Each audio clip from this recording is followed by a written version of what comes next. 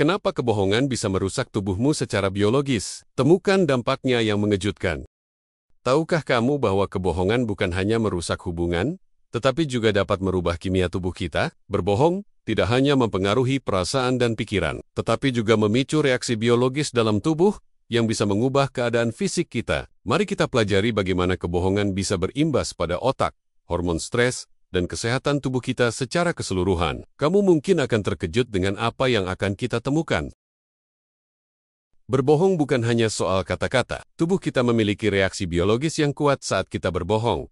Seperti halnya tubuh kita merespons ancaman. Dalam video ini, kita akan mengungkapkan bagaimana kebohongan bisa mempengaruhi tubuh secara biologis.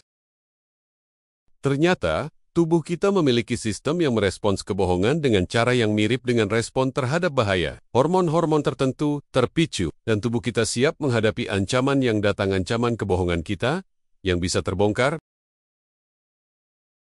Ketika kita berbohong, tubuh kita merespons dengan apa yang disebut fight or flight response, yang artinya tubuh kita mempersiapkan diri untuk menghadapi bahaya. Ini melibatkan sistem saraf simpatik yang membuat jantung berdebar dan tubuh siap untuk bertindak.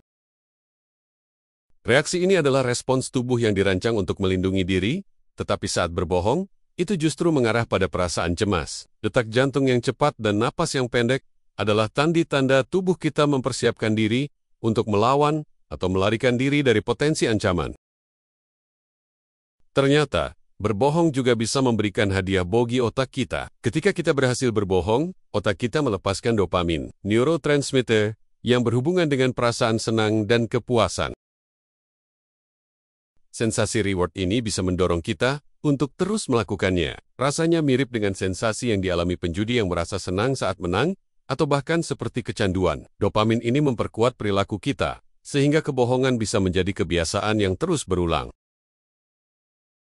Kortisol adalah hormon stres utama yang dilepaskan tubuh ketika kita mengalami tekanan atau kecemasan. Ketika kita berbohong, terutama jika kebohongan itu menyebabkan stres psikologis, kadar kortisol kita bisa meningkat.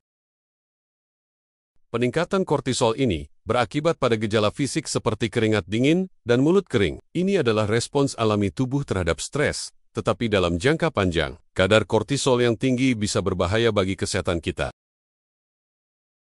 Jika berbohong menjadi kebiasaan, tubuh kita akan terpapar pada stres kronis. Respon tubuh yang berulang kali meningkatkan kadar kortisol bisa menyebabkan kerusakan jangka panjang pada jantung dan sistem imun.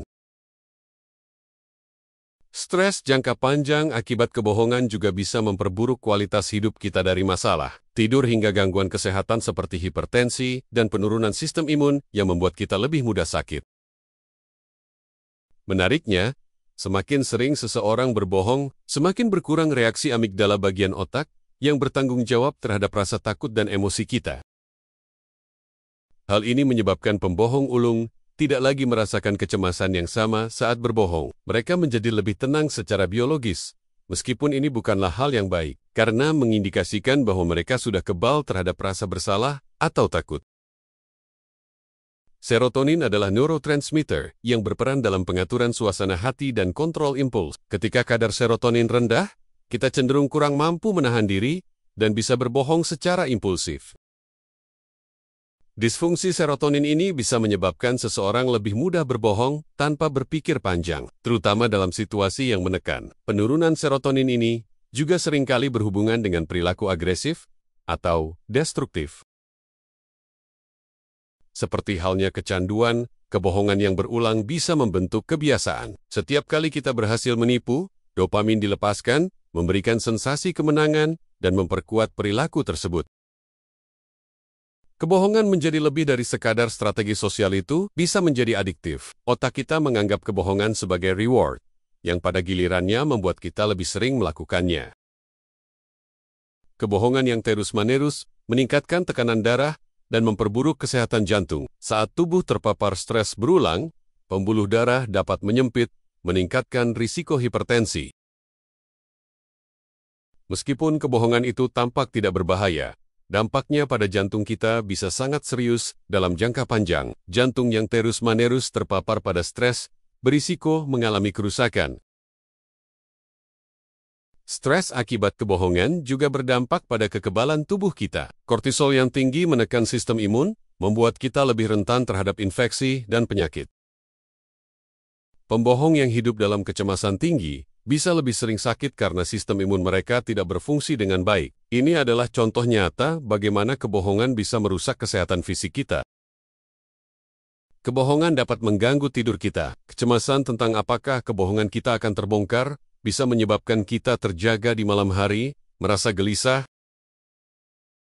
Tidak hanya itu, stres ini juga meningkatkan kadar kortisol yang mengganggu pola tidur kita. Akibatnya, pembohong berat sering mengalami gangguan tidur, yang kemudian memengaruhi kesehatan fisik dan mental mereka. Testosteron, hormon yang berhubungan dengan perilaku kompetitif, dapat memengaruhi kecenderungan pria untuk berbohong. Kadar testosteron yang tinggi bisa membuat seseorang lebih berani melanggar norma. Testosteron juga dapat menurunkan empati, membuat seseorang lebih sedikit merasa bersalah saat berbohong. Oleh karena itu, pria dengan kadar testosteron tinggi mungkin lebih sering berbohong untuk meraih kemenangan. Penelitian menunjukkan bahwa pembohong patologis memiliki perbedaan struktural di otak mereka, terutama pada materi putih di bagian prefrontal yang mempengaruhi kemampuan untuk menahan kebohongan. Ini menunjukkan bahwa kebohongan kronis bisa mengubah struktur otak, membuat pembohong patologis semakin sulit untuk berhenti berbohong, karena otak mereka telah menyesuaikan diri dengan kebohongan tersebut. Melihat dari sisi biologi, kebohongan jelas tidak sehat. Dampaknya bisa merusak tubuh kita secara fisik, dari stres yang meningkat hingga masalah jantung dan tidur. Sebaliknya, hidup dengan kejujuran membawa manfaat bagi kesehatan kita. Penelitian menunjukkan bahwa orang yang lebih jujur melaporkan kondisi mental dan fisik yang lebih baik. Kejujuran bukan hanya soal moral, tetapi juga soal kesehatan tubuh kita. Pilih kejujuran, dan tubuhmu akan berterima kasih. Dengan memilih untuk hidup jujur, kita tidak hanya menjaga hubungan, tetapi juga kesehatan fisik dan mental kita. Mari mulai hari ini dengan kejujuran untuk kehidupan yang lebih sehat.